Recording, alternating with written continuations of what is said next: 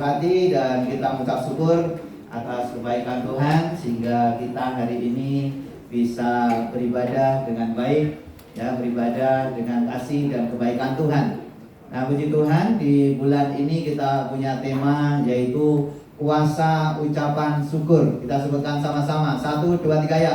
Kuasa ucapan syukur. Sekali lagi. 1, 2, 3 ya. Kuasa ucapan syukur. Kita tahu bahwa di dalam ucapan syukur ada kuasa. Ya, minimal waktu kita mengucap syukur, hati kita pasti ada damai.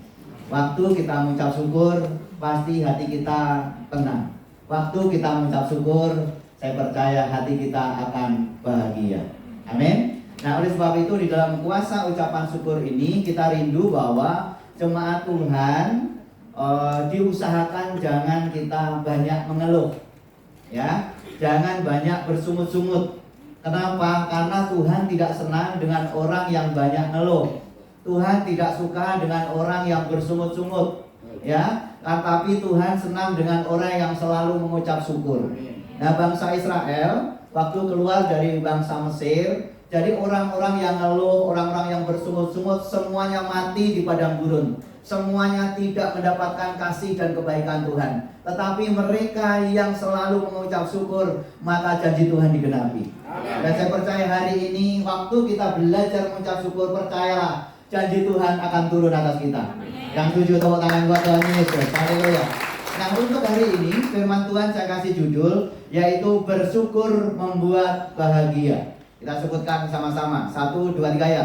Bersyukur membuat bahagia. Lagi 1, 2, 3 ya.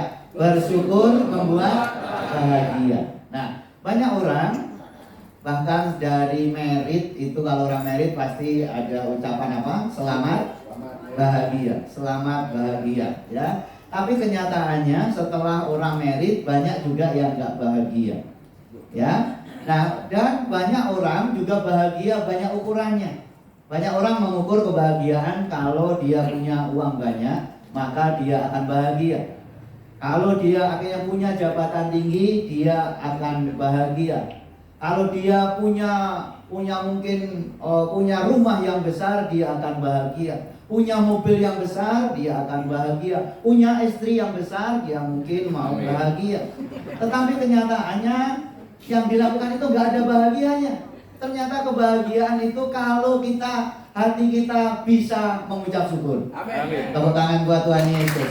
Dan saya percaya hari ini kalau kita bisa mengucap syukur, saya percaya kita akan bahagia. Amin. Kita di dunia ini hanya sekali, pastikan jangan stres.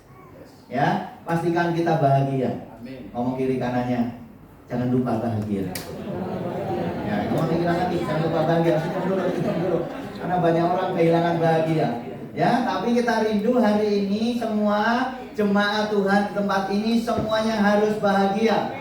Kondisi apapun harus bahagia. Ya. Nah, ada statement mengatakan seperti ini. Klik. Kita baca sama-sama. 1, 2, 3 ya. Bukan bahagia yang membuat kita bersyukur, namun dengan banyak bersyukur akan membuat kita bahagia. Jadi ingat, jangan nunggu dulu kita diberkati Tuhan dulu baru kita bersyukur. Jangan menunggu kita punya segala-galanya baru kita bersyukur. Tetapi waktu kita bersyukur, maka kebahagiaan turun atas kita. Amin. Tepuk tangan buat Tuhan Yesus. Haleluya. Nah, hari ini kita mau belajar bersama-sama dari Tuhan Yesus, ya, bagaimana Tuhan Yesus ini selalu bahagia. Tuhan Yesus itu gak pernah stres walaupun diperhadapkan dalam situasi, kondisi juga yang tidak baik. Tetapi bagaimana Tuhan Yesus tetap bahagia, tetap sukacita, tetap tenang, ya, tetap ada kedamaian dalam hati Tuhan Yesus. Kita buka di dalam Matius 15 ayat 32 sampai 39. Saya baca ayat 32, Bapak Ibu sekalian baca ayat 33.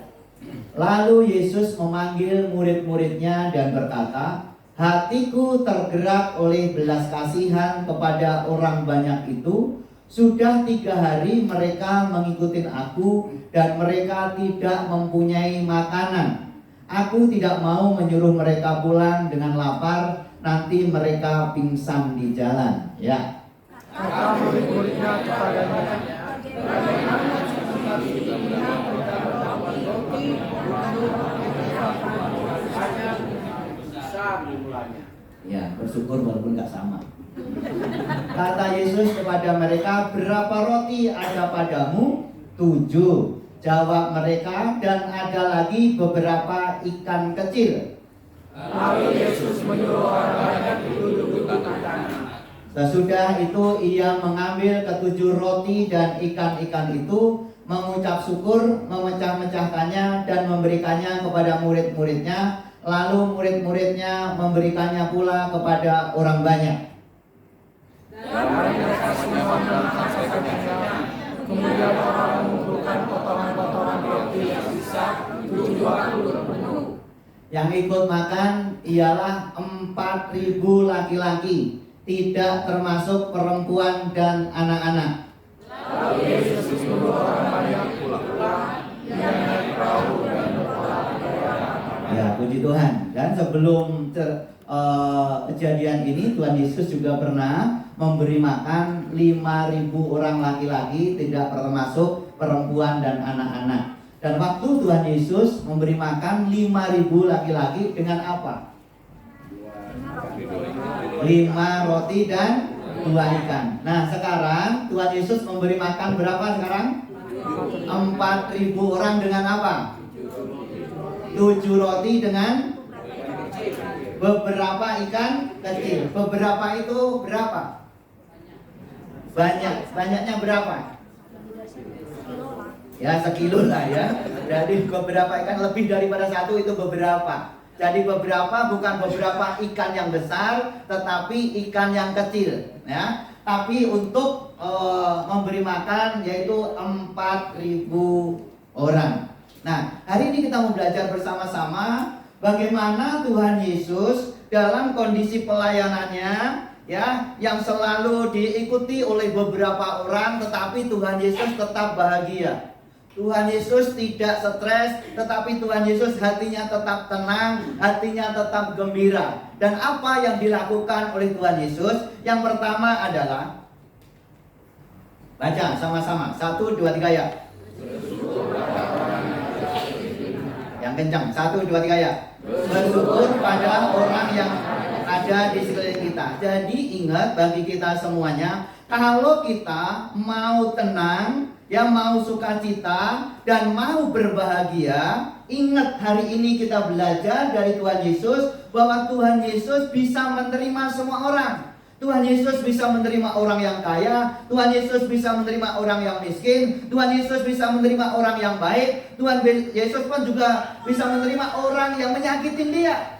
Orang Tuhan Yesus pun juga bisa menerima suku dengan berbagai bangsa apapun. Dia bisa menerima kondisinya apapun. Sehingga Tuhan Yesus setiap pelayanannya selalu dia tidak pernah bersungut-sungut, tetapi dia selalu bersyukur dan bahagia. Anak firman Tuhan berkata seperti ini. Baca sama-sama ayat 32. 1, 2, 3 ya. Hatiku tergerak oleh belas kasihan kepada orang banyak. Ngomong sama-sama, orang banyak.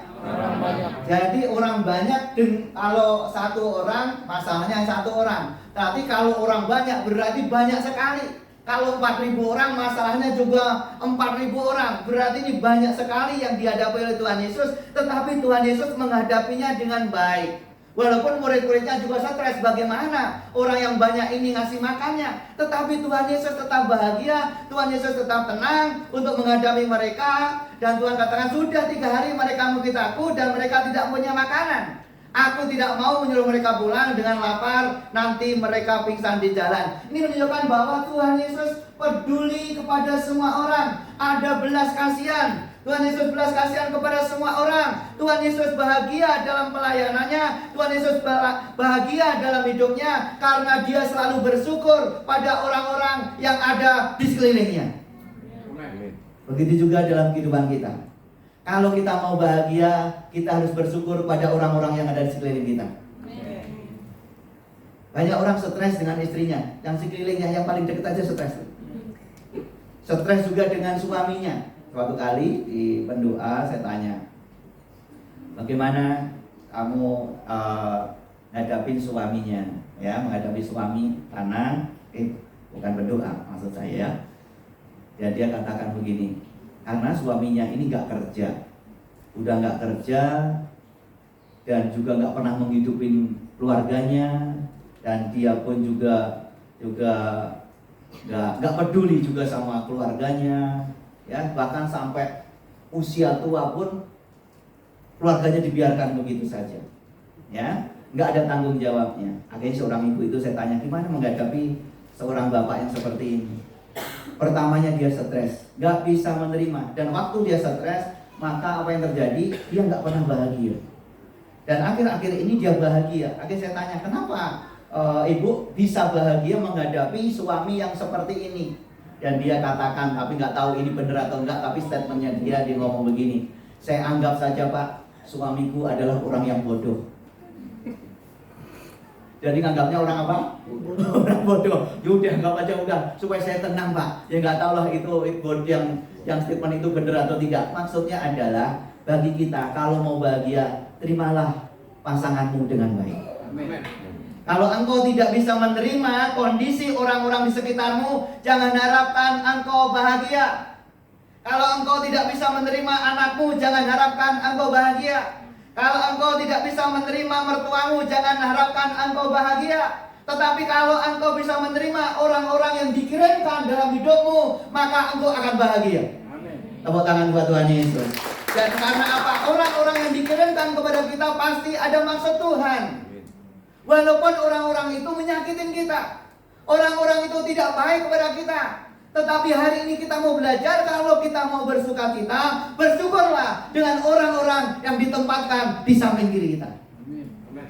Jadi kalau kita menyadari itu dulu, saya pun juga pernah nyesel, ya, nyesel orang tua saya, ya. Kenapa seorang tua saya kok seperti ini? Karena orang tua saya dulu itu kalau marah papa saya itu, kalau saya nangis merengek begitu, langsung di mulut saya itu digini, apa tuh?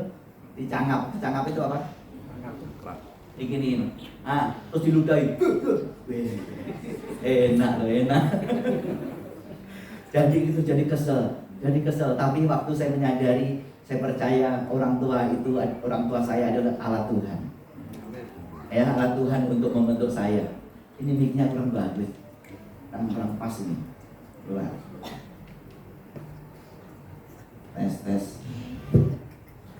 Tes, ya, oke deh, ya, oke, puji Tuhan, ya. Jadi kita harus bahagia dengan orang di sekitar kita. Berbahagialah dengan tetangga kita. Ngomong tetangga kita. Kadang banyak orang stres karena tetangganya gara-gara parkir. Ya, gara-gara parkir. Contoh kemarin saya juga datang ke tempatnya Pak John ulang tahun. Dan bersyukurlah kalau saya punya teman Pak John kemarin ulang tahun yang gocap. Ya, jadi Jiguan 2. Dan waktu saya parkir di sekelilingnya itu, langsung saya baru parkir, langsung orang keluar, Pak jangan parkir di situ. Jangan parkir di situ. Ya, saya percaya mereka ada maksud Tuhan. Amin. Orang-orang yang Tuhan izinkan ketemu dengan kita, saya percaya ada maksud Tuhan. Ada maksud Tuhan. Kalau kita menyadari itu, saya percaya hidup kita akan bahagia. Oke, klik. Kenapa kok kita harus bersyukur dengan orang-orang yang ada di sekitar kita? Karena sikap kita kepada orang lain menentukan sikap mereka terhadap kita. Ngomong sama-sama, 1, 2, 3 ya. Sikap kita kepada orang lain menentukan sikap mereka terhadap kita. Kitanya diganti saya, 1, 2, 3 ya. Sikap saya kepada orang lain menentukan sikap mereka terhadap saya. Jadi sikap saya kepada Pak Michael menentukan sikap Pak Michael terhadap saya. Ya, kalau saya baik kepada Pak Michael, saya percaya Pak Michael akan baik kepada saya. Umpama nggak baik pun, aku akan tetap baik. Firman Tuhan berkata seperti ini. Lukas 6 ayat 31. 1, 2, 3 ya. Dan sebagaimana kamu kehendaki supaya orang perbuat kepadamu, perbuat juga demikian kepada mereka. Dan sebagaimana kamu kehendaki supaya orang lain berbuat kepadamu. Kalau aku menginginkan orang lain berbuat baik kepadamu, berbuat baiklah dulu kepada mereka. Jadi kalau kita ingin istri kita baik, maka berbuat baiklah kepada istrimu. Tapi kenyataannya kita sering menuntut orang lain itu baik, tetapi kita tidak melakukan sesuatu yang baik. Tetapi hari ini kita mau belajar, kalau kita rindu orang lain itu baik, anak-anak kita itu baik, pasangan kita baik, lakukan yang terbaik kepada mereka. Saya percaya mereka akan baik kepada kita. Tepuk tangan buat Tuhan Yesus. Nah, oleh sebab itu jangan menuntut orang lain. Tetapi saat ini kita bersyukur dengan orang-orang yang ditempatkan kepada kita. Walaupun orang-orang itu ada yang baik, ada juga yang nyebelin. Ada beberapa juga yang datang, contohnya kemarin. Bukan datang, telepon. Ini sudah bertahun-tahun, ini anak muda zaman dulu. Tapi kadang-kadang saya ngomong, Tuhan kenapa ditempatkan di saya lagi ini? Karena dulu anak muda ini gak kerja. Waktu saya masih ketua pemuda, akhirnya saya cari kerja. Setelah saya cari kerja, HRD-nya itu langsung dibawain golok, langsung dipecat. Ini susah ini akan ini. Sekarang juga langsung udah berkeluarga, kalau udah keluarga dicakung. Umurnya 45 tahun sekarang. Ya, dicakung. Seminggu yang lalu dia telepon saya, Pak, gini-gini, saya kerja di sini. Akhirnya singkat kita, ngelawan bosnya lagi. Dipecat. Gara-gara dipecat gak ada penghasilan, sekarang ribut sama istrinya, sama anak-anaknya, mau pisah gara-gara gak ada kerjaan, gak ada makan. Kadang-kadang begitu, Tuhan kenapa dia harus model begini? Tapi saya percaya Tuhan tempatkan itu ada maksud dan rencana Tuhan. Contoh lagi, saya itu gak terlalu kenal sama seseorang, kenalnya sama orang tuanya, dan sudah kurang lebih mungkin 20 tahun gak pernah ketemu. Singkat cerita ketemu dia sakit. Gak ketemu, dia hanya pakai telepon. Pak, saya sakit, anak ini sakit, umur kurang lebih 30 tahun, cuci darah seminggu 2 kali. Dan minggu kemarin dia ngomong, Pak, saraf saya ke mata sudah putus, kata dokter. Ini masih muda, belum married. Dan saya gak kenal baik nama ini. Tapi Tuhan kenapa ini saya harus ngurusin dia juga? Tiap hari hubungi saya. Dia di Bandung. Dan kan kondisinya nggak ada. Pak, saya butuh makan. Transfer, Pak. Saya kira hanya sekali. Ternyata seminggu itu berkali-kali. Maaf, ini saya belum ngomong duit ke istri. Saya belum ngomong kalau tiap minggu itu transferin terus. Ya, Pak, ini saya belum makan, saya butuh segini hari ini. Terus besoknya lagi. Tapi ingat, saya mikir, Tuhan, kenapa ini Tuhan kirimkan ya? Saya percaya Tuhan punya maksud dan rencana Tuhan. Tepuk tangan buat Tuhan Yesus. Coba kalau saya marah-marah, pasti saya nggak akan bahagia. Nah, ini baru saya ngomong, belum ngomong. Belum ngomong kalau saya kondisi seperti yang cuci darah atau Pak, saya butuh makan, saya butuh makan. Wah, ya ini bukan sehari 2 hari, ya. Nah, kadang-kadang Tuhan tempatkan begitu, kadang-kadang kita nggak bahagia. Tetapi waktu kita mulai tanya Tuhan, apa maksudnya Tuhan? Kok Tuhan tempatkan orang-orang di sekeliling itu? Tapi saya percaya Tuhan itu selalu punya rencana yang indah. Coba klik. Baca sama-sama. 1, 2, 3 ya. Jangan pernah mempersalahkan siapapun dalam hidupmu. Jadi ingat, jangan pernah mempersalahkan siapapun yang hadir di dalam hidup kita. Walaupun orang-orang itu ngeselin, tetapi belajarlah menerima dengan ucapan syukur. Klik. Orang yang baik memberikan kebahagiaan kepadamu. Ya, ini udah umum. Ya, waktu Ibu Tutik baik, saya bahagia. Ya, bahagia, apalagi sekarang kelihatannya cantik sekali begitu. Ya, bahagia. Ya, itu wajar, itu gampang. Tetapi klik. Baca sama-sama. Orang yang buruk memberikan pengalaman kepadamu. Karena kita, gak semua orang itu baik kepada kita. Tetapi ingat, jangan stres, jangan gara-gara mereka gak baik maka kehilangan kita damai sejahtera. Tetapi jadikanlah pengalaman orang yang buruk itu menjadi pengalaman hidup kita. Ada banyak orang juga yang ngeselin juga banyak, tapi banyak di sini yang baik kepada saya.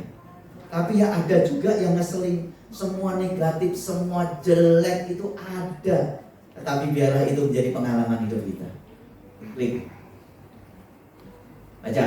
Orang yang sangat buruk memberikan pelajaran kepadamu. Ngomong sama-sama, 1, 2, 3 ya. Orang yang sangat buruk memberikan pelajaran kepadamu. Suatu kali kalau saya malam itu sama Bu Tuti sering nonton TV, ya, TV itu Dai TV. Dai TV itu yang ada sinetronnya. Sinetronnya itu tentang apa? Pengalaman apa namanya? Pengalaman keluarga begitu. Nah, ini ada pengalaman yang buruk sekali karena istrinya itu umur 30 tahun, tapi suaminya 72 tahun. Udah bau tanah. Dan akhirnya cekcok terus, gak pernah bahagia. Karena apa? Karena ini suaminya ini sudah tua, maka dia sensi. Dikit-dikit tersinggung, dikit-dikit marah, memperlakukan istrinya gak baik. Dia diperlakukan buruk, tetapi yang luar biasa istrinya tetap baik. Karena dia melihat bahwa dia perlu ditolong. Dia melihat bahwa dia perlu belas kasihan Tuhan. Kadang-kadang kita pun juga diperhadapkan seperti orang-orang yang begitu buruk, orang-orang yang begitu mengecewakan, orang-orang yang menyakiti hidup kita. Tetapi Tuhan mau, jangan gara-gara itu maka kita kehilangan damai sejahtera. Tetapi hari ini kita mau belajar orang-orang yang ditempatkan itu, supaya kita belajar dari mereka dan kita tetap bahagia. Tepuk tangan dulu buat Tuhan Yesus. Klik. Orang yang terbaik memberikan kepadamu yang berharga. Nah, kalau ini sudah gampang. Yang kedua, bagaimana supaya hati kita tenang, hati kita bahagia, hati kita tetap bersukacita.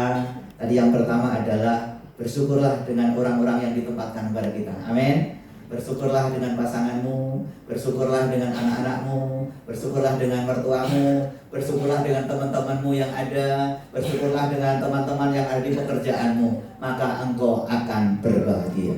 Yang kedua adalah bagaimana supaya kita berbahagia. Bersyukurlah dengan apa yang ada pada kita. Ngomong sama-sama, 1, 2, 3 ya. Bersyukur dengan apa yang ada pada kita. Kenapa banyak orang nggak bisa bahagia? Karena dia selalu pengennya lebih, dan dia tidak pernah mensyukurin apa yang didapatkan. Dan waktu dia tidak pernah mensyukurin apa yang didapatkan, maka dia tidak pernah yang mengalami namanya kebahagiaan. Firman Tuhan berkata, baca sama-sama, Lukas 15 ayat 34. 1, 2, 3 ya. Kata Yesus kepada mereka, berapa roti ada padamu? 7. Jawab mereka, dan ada lagi beberapa ikan kecil. Jadi waktu Tuhan Yesus melayani banyak mujizat Tuhan, orang-orang berbondong-bondong mengikuti dia, dan akhirnya Tuhan Yesus tergerak hatinya oleh belas kasihan. Dan waktu tergerak oleh kasihan, akhirnya dia panggil kepada murid-muridnya. Akhirnya murid-muridnya ngomong, Tuhan, tempat ini sunyi, berapa banyak aku mendapatkan roti untuk makan mereka begitu banyak ini. Terus akhirnya Tuhan Yesus katakan, apa yang ada padamu? Tuhan gak ngomong, kamu harus cari ke tempat pabrik roti, kamu harus cari, yang penting sampai dapat. Tuhan gak ngomong seperti itu. Tuhan gak ngomong kamu cari, tidak. Tetapi Tuhan ngomong apa yang ada padamu. Tuhan selalu tidak ngomong yang tidak ada, tetapi Tuhan selalu apa yang ada. Ngomong apa yang ada. Jadi hari ini percayalah, Tuhan akan memberkati dengan apa yang ada pada kita.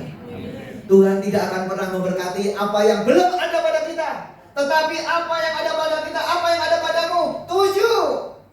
Dan akhirnya bawalah kemari, dan akhirnya orang-orang tadi suruh duduk, akhirnya Tuhan mengucap berkat dan bersyukur, dan akhirnya dibagi-bagikan, dan akhirnya setelah dibagi-bagikan, akhirnya semua makan sampai kenyang, bahkan sisanya 7 bakul penuh. Saudara kasih dalam Tuhan hari ini, kalau kita mau bahagia, bersyukurlah dengan apa yang ada pada kita. Bersyukur dengan apa yang ada padaku. Jadi ingat, apapun yang saat ini kau miliki, bersyukurlah. Bukan berarti nggak boleh punya visi besar, harus. Tetapi waktu punya visi yang besar, punya target yang besar, tetapi waktu target yang belum tercapai, tetapi yang dapatnya itu bersyukur. Amin. Dan saya percaya waktu bersyukur, di situ ada kekuatan, ada mujizat Tuhan. Tepuk tangan buat Tuhan Yesus. Karena Tuhan itu memberkati dengan apa yang ada. Apa yang ada juga bisa berbicara tentang talenta, bakat. Nah, jadi ingat Tuhan memberkati sesuai dengan bakat kita, sesuai dengan talenta kita. Kalau engkau talenta masak, saya percaya masakanmu akan diberkati Tuhan. Ya, ada juga yang talentanya seperti Ci Ucun. Ci Ucun talentanya apa, Ci?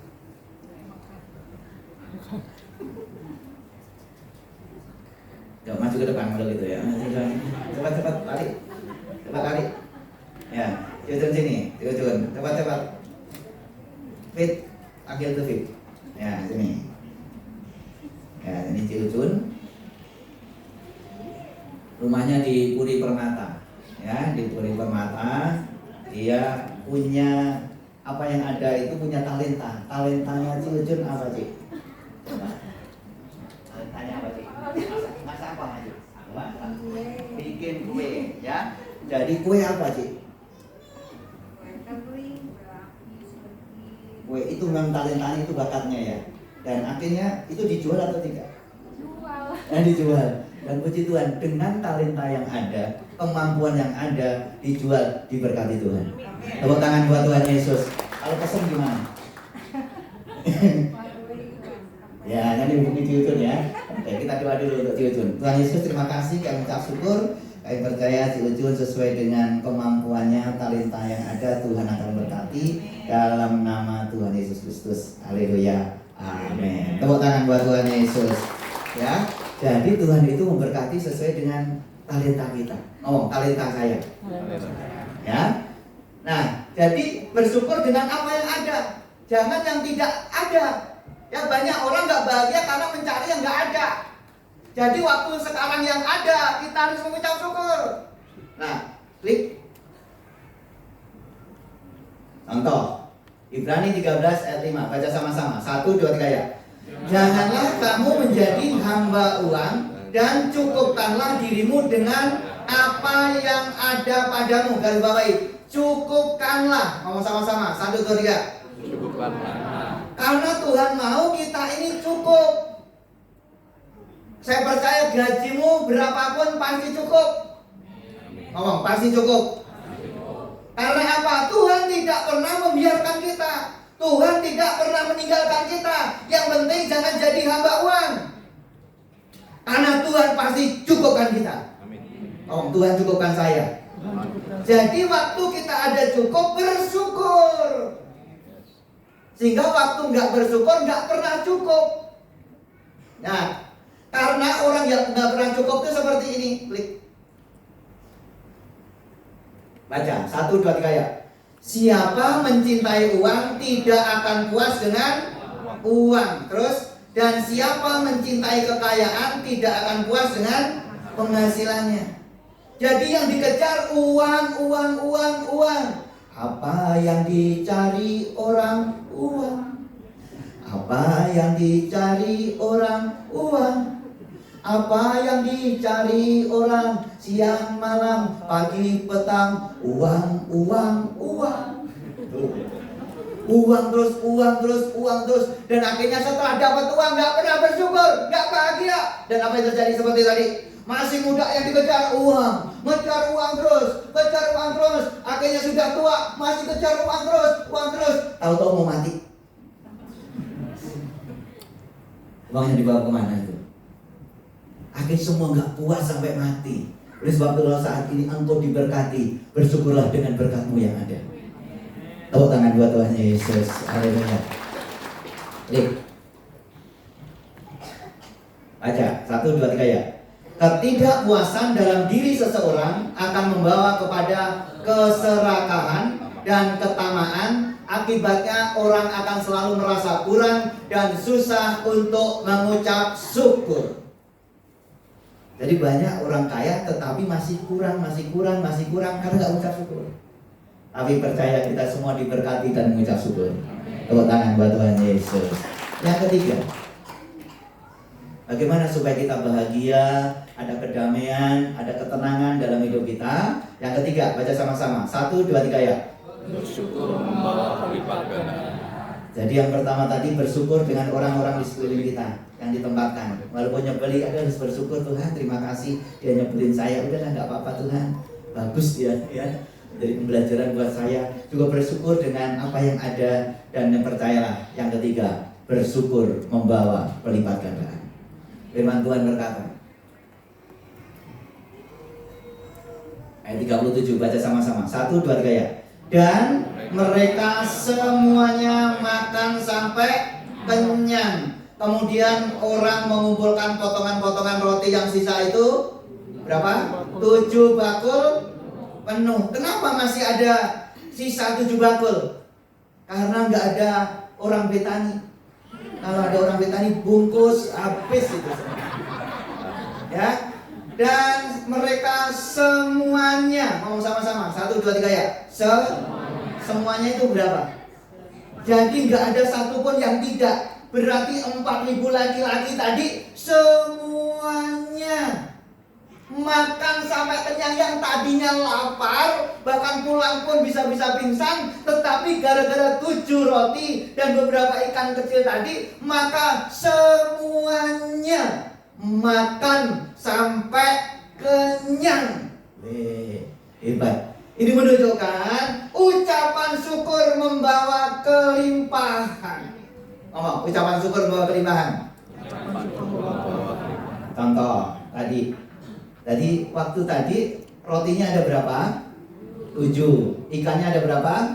Beberapa ikan kecil. Kalau 7 saja nggak diserahkan kepada Tuhan Yesus, Tuhan Yesus nggak mengucap syukur. Setelah itu mengucap syukur, kalau nggak diserahkan kepada Tuhan Yesus, terjadi kelimpahan nggak? Tetap 7. Ya, tetapi waktu akhirnya diserahkan kepada Tuhan Yesus mengucap syukur, maka yang 7 tadi menjadi 4.000. Kenyang semuanya. Hebat, mujizat terjadi. Itu namanya kelimpahan. Tepuk tangan buat Tuhan Yesus. Dan mujizatnya berbeda. Waktu Tuhan Yesus, anggapnya nih si Susi dia maju sini. Ini enggak suruh ngomong. Di sini saja. Waktu Tuhan Yesus tadi ngomong, semua orang-orang duduk. Akhirnya murid-muridnya, Tuhan Yesus akhirnya mengucap syukur dan akhirnya memecah-mecahkan rotinya tadi, akhirnya dibagi ke muridnya. Waktu dibagi muridnya membagi ke orang-orang yang 4.000 tadi. Coba bagi ke dia. Bagi lagi ke sana, dibagi. Yang bagi ini, nah, yang bagi dari sini dibagi. Jadi waktu mengucap syukur itu bukan langsung rotinya jadi banyak, enggak. Langsung rotinya 1 truk, enggak. Langsung, wih roti banyak roti ini, enggak. Tadi terjadinya adalah waktu dibagi, setelah ini dibagi lagi, waktu dibagi enggak habis-habis. Kok ada lagi ya? Kok dibagi, kok ada lagi? Boleh duduk. Kok ada lagi ya? Jadi ingat, waktu kita mengucap syukur dan membagikan, mujizat Allah terjadi. Tepuk tangan buat Tuhan Yesus. Begitu juga dalam kehidupan kita. Jika kita ingin membangun atmosfer pelipat gandaan, kita harus menaikkan ucapan syukur dan disertailah dengan tindakan memberi dengan murah hati. Ngomong, tindakan memberi. Sekali lagi, 1, 2, 3 ya. Tindakan memberi. Jadi roti yang 7 tadi akhirnya bisa memberi makan 4.000 orang tadi karena dia diberikan kepada Tuhan Yesus dengan sukacita. Kalau dia tidak diberikan, maka tidak terjadi pelipat gandaan. Nah, begitu juga dalam kehidupan kita. Kalau kita juga mau mengalami pelipat gandaan, belajarlah untuk memberi. Belajar untuk memberi. Jangan harapkan kita akan mengalami kelimpahan kalau kita tidak pernah memberi. Jangan harapkan kita akan menuai kalau kita tidak pernah menabur. Tetapi hari ini Tuhan mau mengajarkan kepada kita untuk belajar memberi supaya kita juga mengalami kelimpahan. Ngomong sama-sama, kelimpahan. Nah, hari ini tim sosial nanti akan nyanyi. Nggak tahu siang nyanyi atau enggak. Bulan Oktober, Gereja Tuhan tempat ini ulang tahun yang ke-7. Ngomong ulang tahun ke 11. salah. Kenapa kok jadi 7 bakul tadi ya? Ya, 7 bakul penuh. Ke-11, ngomong ke-11. Nah, ulang tahun ke-11. Maka di ulang tahun ke-11 ini maka Gereja Tuhan melalui tim sosial mau mengadakan bakti sosial ke panti yang ada.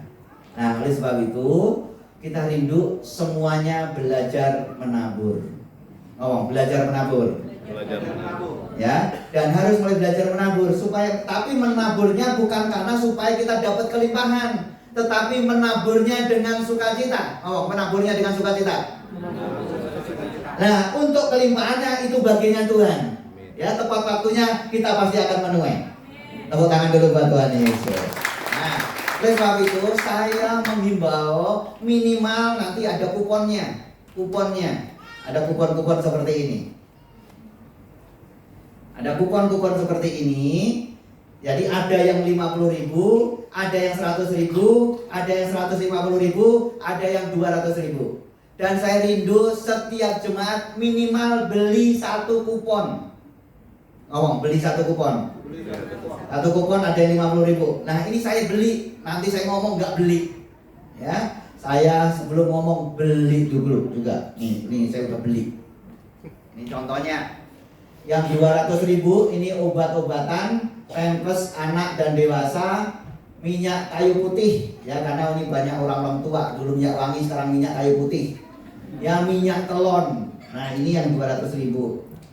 Ada juga yang 50.000. Ini paket biskuit. Ini buat panti asuhan. Ini paket biskuit. Ya, ada juga yang 150. Ini paket susu. Terus ada juga yang 100. Ini paket untuk perlengkapan mandi.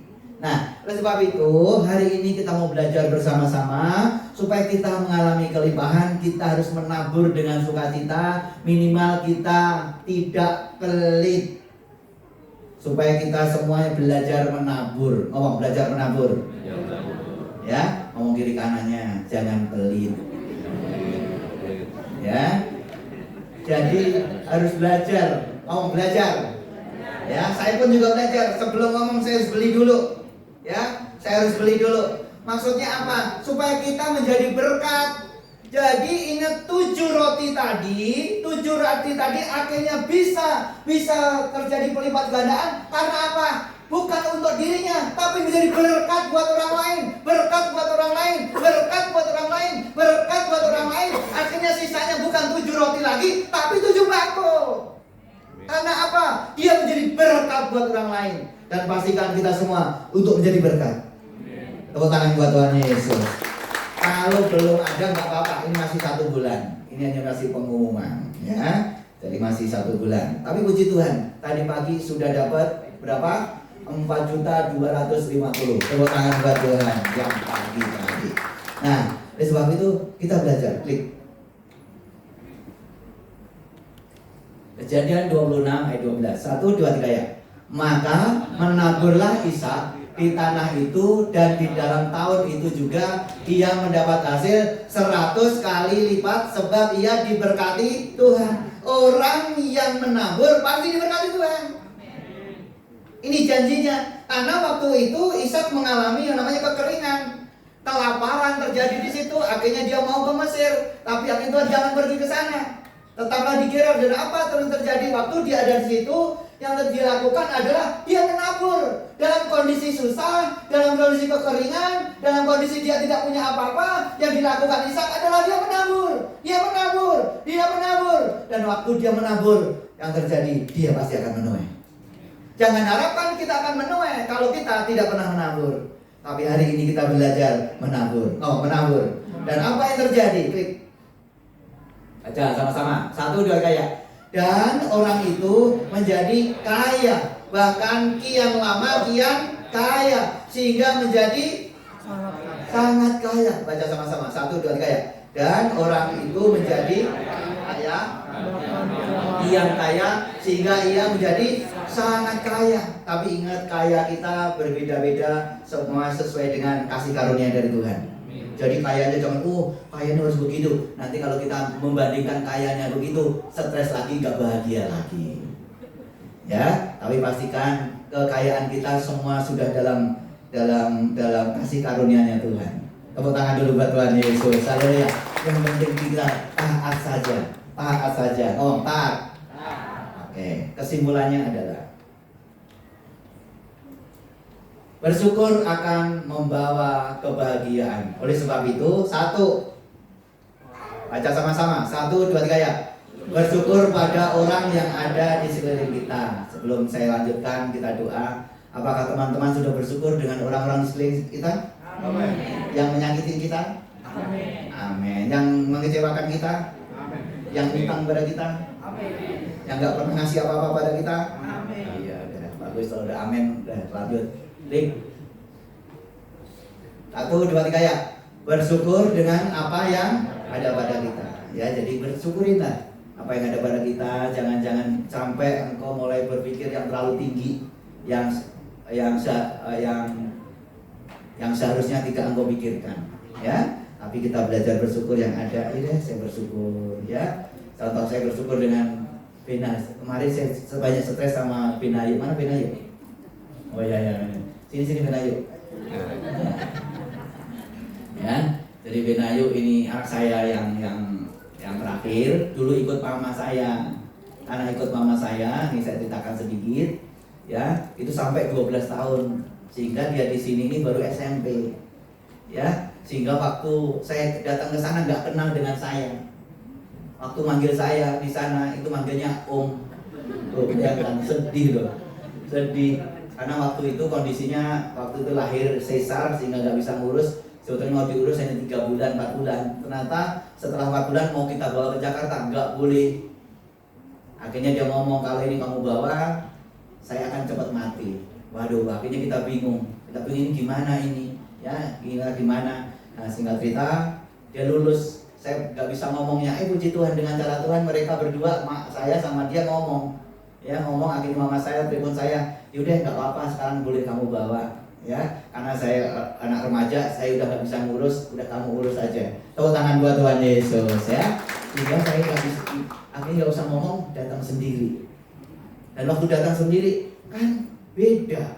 Dia sekolahnya di apa itu? Di kampung itu grade-nya grade B. Dan dia harus masuk di Jakarta grade A. Dan dia nggak mau belajar. Dan waktu nggak belajar, akhirnya mamanya stres. Bena,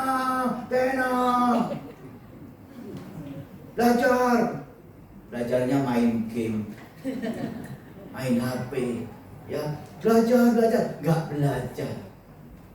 Akhirnya kita bingung ini gimana? Bena les, nggak mau les, sampai sekarang nggak mau les. Akhirnya singkat cerita, yaudah, gimana supaya saya bahagia, nggak stres? Saya begitu stres, akhirnya uban makin banyak. Ya saya akan terima saja dah. Saya terima. Udah Ben, akhirnya pagi-pagi saya suruh doa. Dulu doa cuma nggak mau. Doa yuk, kamu sekolah doa. Udah. Puji Tuhan. Semester 1, semester 2 kemarin kenaikan. Ternyata dipanggil ke depan juara 1. Tepuk tangan dulu. Dapat piala, dapat uang. Ya, hebat banget. Ya. Akhirnya dia nemenin ke tempatnya OSIS, dia kepilih kabar. Ya, sebetulnya nemenin temennya. Ya, jadi waktu kita bersyukur, mujizat terjadi. Ngomong, waktu saya bersyukur, mujizat terjadi. Waktu saya bersyukur. Kalau diomelin terus nggak bisa. Karis mana Karis? Kalau diomelin makin ngomel loh, saya makin sedih juga. Kalau diomelin makin galak loh sekarang anak-anak itu. Ya, tapi waktu saya baik saja. Tapi waktu saya mau saya kerasin, dia makin keras loh. Wah, saya jadi deg-degan, dia makin lebih tinggi, dia 180. Dia 180, saya 190. Ya, wah itu nggak nyambung. Wah, akhirnya apa? Saya ngomongnya baik-baik. Pres, sekarang bagian kamar mandi, kamu ngepel. Ya, ini cara ngepelnya begini. Sekarang nggak saya suruh nggak apa, tiap hari ngepel. Tepuk tangan buat Tuhan Yesus. Kenapa? Saya baik saja. Saya bersyukur. Pokoknya cara ngerusetnya begini, gini. Ya. Kamu beli aqua, beli ini, beli gas. Langsung loh sekarang. Waktu saya bersyukur, mujizat terjadi. Waktu saya marah-marah, berantem yang terjadi. Ya, tapi waktu mengucap syukur, benar loh. Saya mulai terima. Ngomong terima. Saya terima engkau. 1, 2, 3 ya. Tiga, baca sama-sama. 1, 2, 3 ya. Bersyukur membawa pelibatan. Terakhir statement yang bagus. 1, 2, 3 ya. Semakin hati kita berlimpah dengan syukur, maka semakin besar kebaikan Tuhan akan dicurahkan ke atas hidup kita. Tepuk tangan buat Tuhan Yesus. Mari kita semua bangkit berdiri.